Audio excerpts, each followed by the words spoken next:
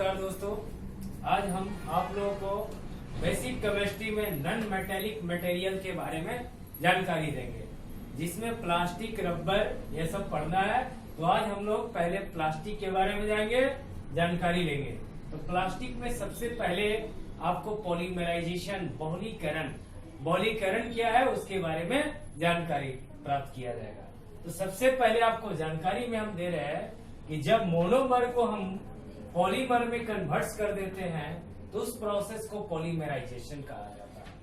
तो पॉलीमराइजेशन को आप लोगों को डिप्लोमा फर्स्ट ईयर में एडिशन पॉलीमराइजेशन और कंडेंसेशन पॉलीमराइजेशन के बारे में जानकारी प्राप्त करना है। तो सबसे पहले डिफिनीशन जान लो, फिर इसका टाइप्स जान लो, फिर इसके बाद हम लोग प्लास्टिक के बारे में बताएंगे। तो कहता है कि the process by which monomer are converted into polymer is called polymerization. कहता है कि जिस विधि के द्वारा, जिस प्रक्रिया के द्वारा मोनोमर को पॉलीमर में बदल दिया जाता है, कन्वर्ट कर दिया जाता है, उसे पॉलीमराइजेशन, बहुलीकरण कहते हैं। जब मोनोमर को पॉलीमर में परिवर्तित किया जाता है तो जिस प्रक्रिया के द्वारा, उसे हम लोग बहुलीकरण कहते हैं। जैसे एग्जाम्पल में हमें पॉलीथीन जान लो, तो पॉलीथीन यह है। तो पॉलीथीन बनाने के लिए हमें इथिलीन चाहिए या इथिन चाहिए, जो अल्कीन का पार्ट्स है। एडिशन, अल्कीन का जब एडिशन पॉलीमराइजेशन कराते हैं तब वह पॉलीथीन प्राप्त हो जाती है। तो पहला एग्जाम्पल आपको दिया गया है कि जब हम इथिलीन को पॉलीमराइजेशन कराएं तब यह पॉलीथीन प्राप्त हो गया। या इथिलीन एक मोनोमर है और यह बहुत सारे इसमें इथिलीन जुट गए तो यह पॉलीमर प्राप्त हो गए। दूसरा इसी तरह प्रोपीन को कहिए प्रोपाइलिन भी कहा जाता है। तो प्रोपाइलिन को हम लोग पॉलीमराइजेशन के द्वारा पॉलीप्रोपिलीन में कन्वर्ट कर देते हैं।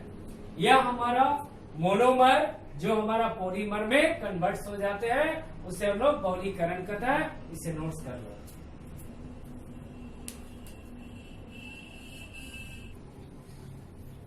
अब आप लोगों को सिंथेसिस के आधार पर पॉलीमर के प्रकार बता रहे हैं। पॉलीमर के जो होते हैं दो प्रकार होते हैं। पहला आप देख सकते हो एडिशन पॉलीमर होते हैं और दूसरा कंडेंसेशन पॉलीमर होता है। तो एडिशन पॉलीमर में क्या होता है, जब ये दो या दो से अधिक मोनोमर को एडिशन कर देते हैं, सिंपल तरीका के द्वारा ऐड कर दिया जाता है, पॉलीमर कर दिया जाता है, तब उसे हम लोग एडिशन पॉलीमर कहते हैं। और इस प्रक्रिया को एडिशन पॉलीमराइजेशन कहते हैं। तो देखो कैसे हुआ इसका डेफिनेशन। तो यह आपका डिफिनेशन कह रहा है कि the process in which the molecules of the same और different monomers simply add on one another leading to the formation of macromolecules with the elimination of the simple molecule. तो यह कह रहा है कि जब हम लोग दो या दो से अधिक समान, सेम और डिफरेंट मोनोमर को बहुलीकरण करा देते हैं तब हमारा पॉलीमर बनते हैं। यहाँ पर बिना एलिमिनेशन के द्वारा देख सकते हो कि मैक्रोमोलिक्यूल बनते हैं, विदाउट, यहाँ पर छूट रहा हो, विदाउट एलिमिनेशन।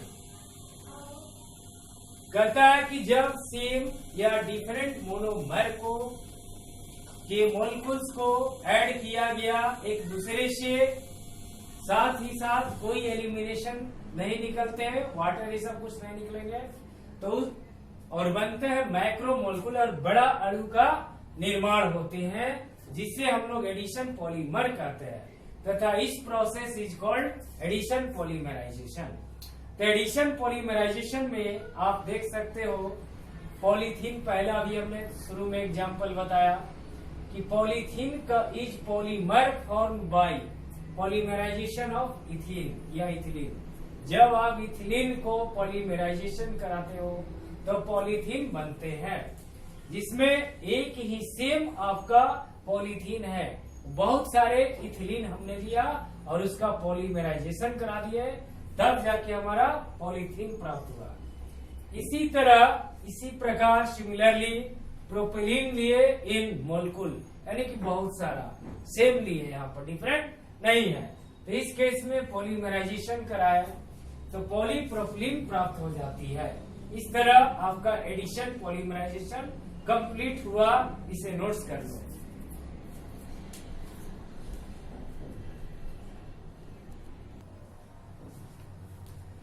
अब आप यहाँ पर देख सकते हो कंडेंसेशन पॉलीमराइजेशन क्या है। तो कंडेंसेशन पॉलीमराइजेशन में कहा जा रहा है कि जब आपका मोनोमर की लार्ज नंबर ऑफ मोनोमर, बहुत सारे मोनोमर लिए जिसका कंबाइंड कर दिए, तब जाके एलिमिनेशन हो जाती है, जिससे वाटर, अल्कोहल, अमोनिया, ईटीसी ये सब निकलते हैं। तो आपका कंडेंसेशन पॉलीमर यानी कि मैक्रोमोलेक्यूल तैयार हो गया, और इस प्रोसेस को हम लोग कंडेंसेशन पॉलीमराइजेशन कहते हैं। इसका डेफिनेशन देख लो, कहता है कि it is the process in which a large number of monomer molecule combine together with the elimination of a simple molecule as water, alcohol and ammonia etc. to form a macromolecule. The polymer thus obtained are called condensation polymer, and the process by which condensation polymers are formed is called condensation polymerization. कहता है कि जिस process में monomer की अधिक संख्या को एक दूसरे से एलिमिनेशन के द्वारा यानी कि निराकरण के द्वारा कंबाइन किया जाता है, तो जिसमें आपका वाटर, अल्कोहल और अमोनिया एलिमिनेट हो जाते हैं, तो मैक्रोमोलेक्यूल तैयार होते हैं। तो इस तरीका से जो बने हुए बहुलक है उसे संगणक बहुलक कहते हैं, और इस प्रोसेस को, इस प्रक्रिया को संगणन बहुलीकरण कहा जाता है। इसको नोट्स कर लीजिए, साथ में आपका एन मोलेक्यूल वाटर निकल जाएगा। यह देखो, जब हमने एग्जाम्पल लिया नाइलॉन 66 बनाना है, यह आपका नाइलॉन 66 है, तो आपने क्या किया कि हेक्सामिथिलीन डाइएमीन, हेक्सा माने 6 मिथिलीन लिए और डाइएमीन हो गया, उसको एडिपिक एसिड के साथ रिएक्शन करा दिए, यानी कि डाई बेसिक एसिड, दो होता है, डाई कार्बोक्सिलिक एसिड हो गया, यानी कि एडिपिक एसिड और हेक्सामिथिलीन डाइएमीन को 525 केल्विन पर गर्म कर दिया जाता है, तब आपको नाइलॉन 66 प्राप्त हो जाती है और आपका वाटर निकल जाती है। यह नोट्स कर लो, यह आपका कंडेंसेशन पॉलीमराइजेशन हो गया।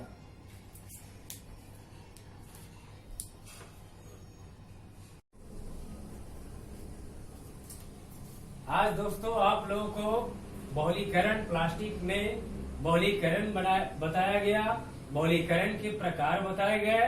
तो बहुलीकरण में आपने सीखा कि जब मोनोमर को पॉलीमर में कन्वर्ट कर दिया जाता है तो यह हमारा पॉलीमराइजेशन कहलाता है।